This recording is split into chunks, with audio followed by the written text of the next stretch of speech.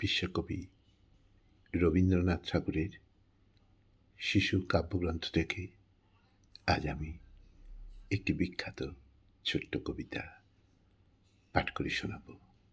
কবিতা অপযশ। শুরু করছি। বাছারে, তোর চক্ষে কেন জল?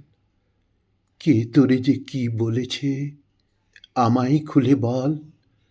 লিখতে গিয়ে হাতে মুখে মেখেছ সব কালি, নোংরা বলে তাই দিয়েছে গালি। ছিছি, উচিতে কি? পূর্ণ শশী মাখে মশি, নোংরা বলুক দেখি।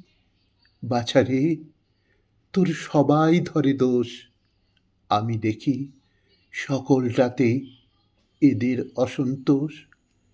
খেলতে গিয়ে কাপড়খানা ছিঁড়ে ছুঁড়ে এলে, তাই কি বলে লক্ষ্মী ছাড়া ছেলে।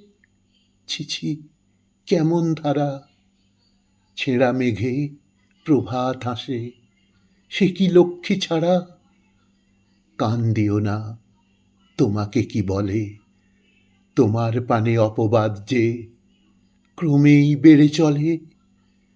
মিষ্টি তুমি ভালোবাসো, তাই কি ঘরে পড়ে, লোভী বলে তোমার নিন্দা করে।